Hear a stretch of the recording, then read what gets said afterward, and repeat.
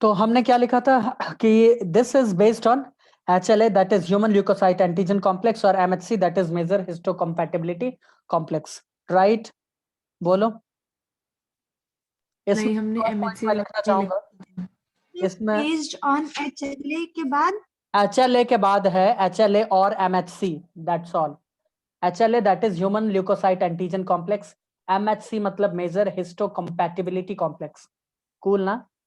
चलो, इसके जो जिन होते हैं हिस्टोकम्पैटिबिलिटी कॉम्प्लेक्स के मैक्सिमम जिन क्रोमोसोम नंबर 6 पे प्रेजेंट होते हैं। किस पे प्रेजेंट होते हैं? तो क्या लिखा है? Most jeans, most of jeans.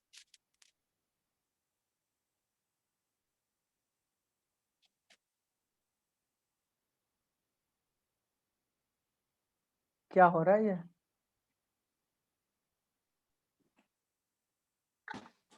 आपके पेन को लकवा लग गया है। ये जो एंटीजन यहाँ पे लिखा गया ना, एंटीजन किसको कहा जा रहा है? MHC को, ठीक है।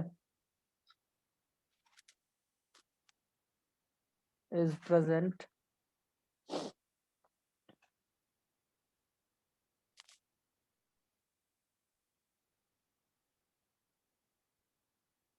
Six chromosome. कूल ना?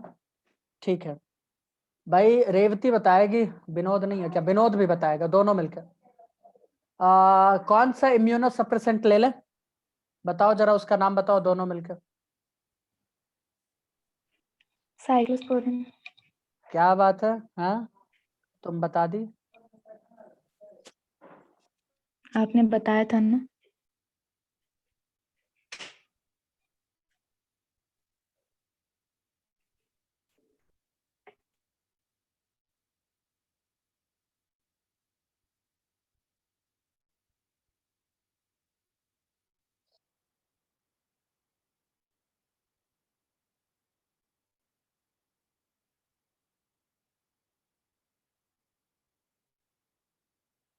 कल मोदी जी का भाषण सुनी तुम लोग? सर ये ड्रग है? हाँ ना, क्या क्या बोले वो? नहीं पता, बट हाँ आज हैं? थोड़ा बहुत न्यूज सुना था कि वो मोदी जी ऊपर गए थे, मतलब वो ऊपर गए थे? क्या बोल रहे हैं? कुछ से कुछ बोल रही हो क्या है? अरे वो ऊपर ऊपर गए मतलब थे सेनाओं से मिलने, छत पे? सोल्जर्स से मिलने हर तो साल छत पे गए थे ना वहीं, तो छत पे गए थे ऊपर? नहीं, अरे मतलब पोस्ट पर गए थे। अच्छा पोस्ट, कौन से पोस्ट पे? लौंगे वाला, जैसलमेर पता नहीं बॉर्डर है कौन ना? सा वाला। लौंगे वाला, ठीक है। अच्छा देखो बच्चों, टिश्यू ग्राफ्टिंग मैंने वर्बली तो ऐसे बता दिया तुम्हें दो तीन तरीके से, उसके लिए कुछ टेक्निकल टर्म्स यूज होते हैं, तो मैं उस पर थोड़ा सा रोशनी डालना चाहूंगा, है ना? तो मैं नेक्स्ट स्लाइड पे आता हूं, टाइप्स ऑफ टिश्यू ग्राफ्टिंग के बारे में। पेन खत्म। Types of tissue grafting. Pen खत्म हो गया तो दौड़ के जाओ रेवती के यहाँ, एक पेन उठा लो, है ना, 5 रुपए में। तुम्हारे यहाँ तो दुकान बंद है ना, लॉकडाउन। स्मृति क्या तुम मुझे सुन सकती हो? दीपशिका? सर वो पेन लेने चली गई। हाँ सर सुन सकते हैं। देखो ऑटोग्राफ्ट होता ये है जब ड्रग ड्यूरिंग की बात था। मुझे मुझे मुझे लिखने दो तो। देखो ऑटो, ऑटो मतलब क्या होता है? सेम, है ना? ऑटोग्राफ्ट मतलब कि सेम बॉडी यानी सेम ऑर्गेनिज्म का एक पार्ट से दूसरे पार्ट में ग्राफ्टिंग हो। थाई का अगर यूज कर लिया जाए किसी चिक में या कहीं भी एक्सीडेंटल केस है तो वहां पे, समझ रही हो ना दीपशिका? कोशिश कर रही हो समझने यस का? मैं समझ रही हाँ हूँ। हाँ, तो वो होता है ऑटोग्राफ्ट। वो क्या होता है? ऑटोग्राफ्ट। और इसके सक्सेसफुल होने का चांसेस बहुत ही ज्यादा, बहुत ही ज्यादा होता है, ठीक है। तो मैं क्या लिख दूं? सेम इंडिविजुअल है, yes sir. Tissue grafting in same individual, ऐसे लिख दें? बोलो रेवती भाई, अभिषेक तुम लोग बोलो, ऐसे ही लिख दें क्या, बिना 3-5 किए? यस समझ सर। में आ जाए? ठीक है, तो लिख देते हैं same individual, individual, same individual, ठीक है। डिफरेंट बॉडी पार्ट्स, ब्रैकेट में चाहो तो लिख लो, डिफरेंट बॉडी पार्ट। हो ठीक है, बहुत अच्छा है ना। अब आओ थोड़ा सा देख ले आइसोग्राफ्ट। क्या देख ले दीपशिका? आइसो। आइसो, लेकिन ये होता क्या है? कुछ तो होता ही है।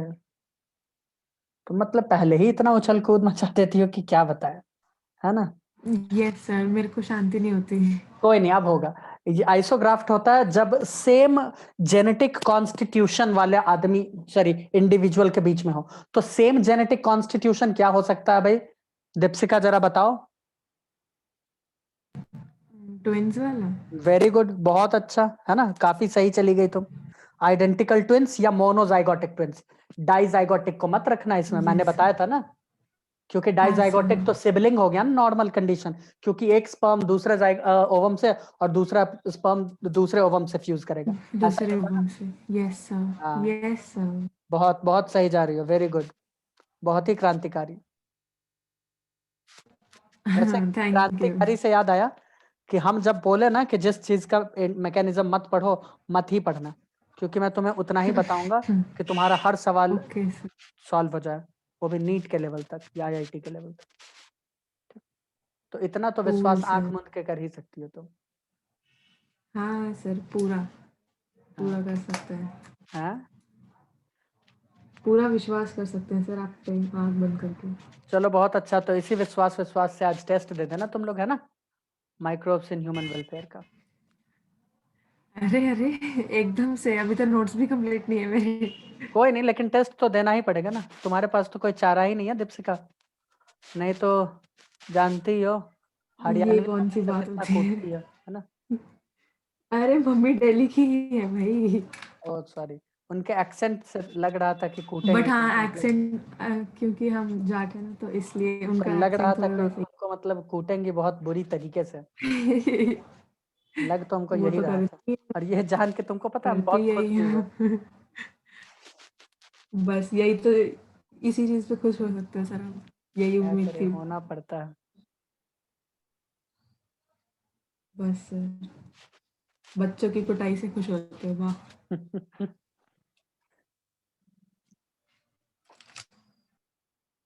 देखो, अब देखो ये क्या होता है, होमो और एलोग्राफ्ट क्या होता है कि भाई स्पेसीज सेम हो, है ना, स्पेसीज क्या हो, सेम हो, लेकिन जेनेटिकली वो डिसिमिलर हो। जैसे सिबलिंग्स, सिबलिंग्स क्या हुए, हम लोग जेनेटिकली डिसिमिलर है कि नहीं है, लेकिन स्पेसीज क्या है, सेम है कि नहीं है, मुझे बताओ। फैमिली हाँ सेम है कि सर, नहीं, सब कुछ सेम है कि नहीं। फैमिली मतलब असली इंग्लिश वाला फैमिली, बायो वाला मत समझ लेना, ठीक है। ओके, हाँ तो इसमें सर। लिख सकते हो, क्या लिख सकते हैं, जेनेटिकली डिसिमिलर इंडिविजुअल, है ना। मैं अभी रेट भी लिखवा दूंगा किसमें किसका सक्सेसफुल होने का चांस ज्यादा है। क्या लग रहा है अभी के हिसाब से, क्या लग रहा है किसका सक्सेसफुल होने का चांस ज्यादा है जेनेटिकली डिसिमिलर? होमोग्राफ, वो सॉरी ऑटोग्राफ्ट का क्या बोल रही हूँ? हाँ हाँ, एकदम काफी सही चली गई हो।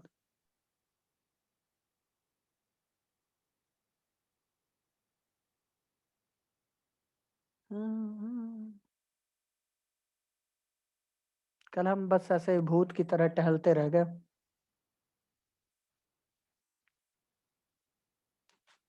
और हम भी आपकी वजह से। हैं? क्यों? वे पागल बना के चले गए थे आप, तो हम 2 घंटे वेट कर रहे थे। कब कब हम पागल बना के गए थे? सुबह में। ओ हाँ, वो तो बात सही। एक्चुअली हम फिर से पढ़ाते, बट सर्दी इतना तेज हो गया फिर से मुझे, एक्चुअली मुझे धूल से बहुत तेज एलर्जी है, भयंकर। और मेरे घर में यही सब इट्स चल ही रहा ओके था, साफ सर, सफाई कोई सब। बात नहीं। तुम्हें पता है होमोग्राफ्ट या एलोग्राफ्ट को इंट्रा स्पेसीज ग्राफ्ट भी कहते हैं। वर्ड पे ध्यान देना, इंट्रा मैंने बोला, इंट्रा मतलब विद इन होता है, यस सर, विद इन। यानी अलग हाँ, अलग। With in. तो इसको तुम प्यार से क्या कह सकती हो, इंट्रा स्पेसीज ग्राफ्ट। कुछ समझने का प्रयास कर रही हो दीपशिका?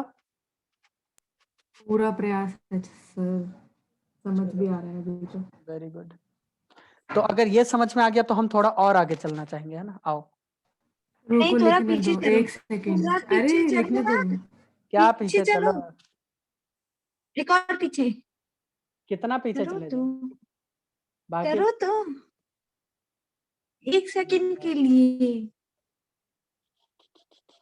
करो ना सर, कोरोना सर करिए पीछे। कितना हाँ, करे पीछे ही?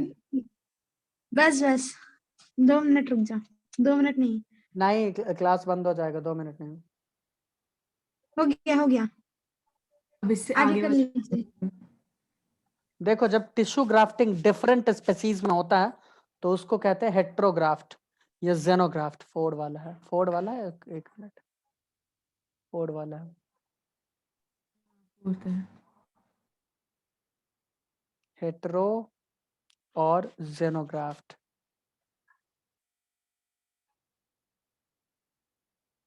हेट्रो या जेनोग्राफ्ट।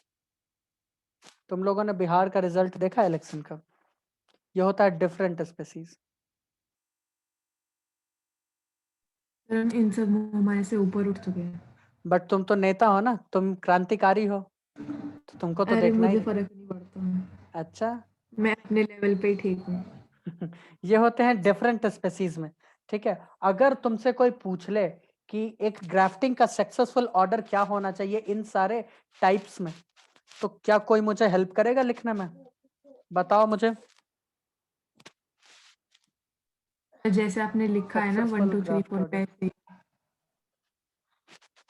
दीपशिका तो शायद सही बोल गई, शायद मैंने बोला है। क्या लगता है स्मृति? सर सेम 1 2 3 4 जैसा लिखा है।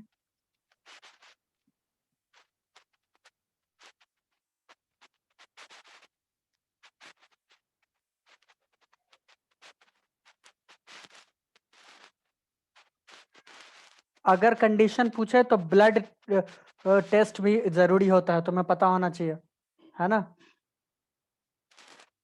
वो मैंने जानबूझ के नहीं लिखवाया है क्योंकि मुझे हाँ। विश्वास है कि तुमने पढ़ा है क्लास 11 में काफी डिटेल में, है ना? बस सर रहने दो।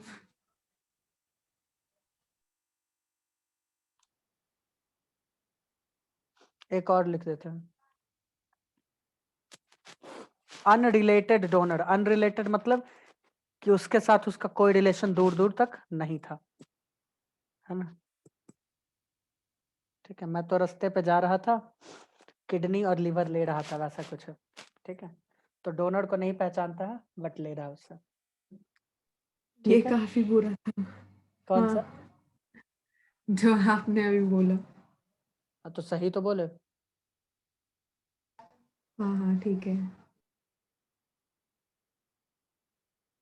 डोनर की स्पेलिंग ठीक लिखी है आपने। DONOR सही तो लिखा है।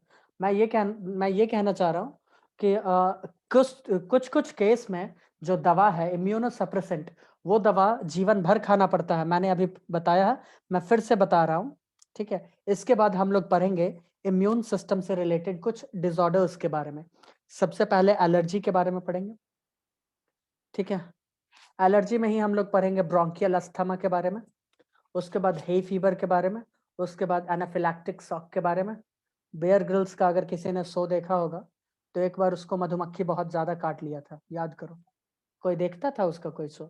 तो उसको खतरा था सर एनाफिलैक्टिक, रोज थोड़ी देखते थे। जो भी हो, तो उससे खतरा था उस बंदे को एनाफिलैक्टिक शॉक लगने का, ठीक है। उसको इतना ज्यादा मधुमक्खी काटा था कि अगर एनाफिलैक्टिक शॉक लगता तो उसका मौत हो सकता था आधे घंटे के अंदर, ठीक है। अगर एनाफिलैक्टिक शॉक लगता है तो आधे घंटे के अंदर मृत्यु हो जाती है।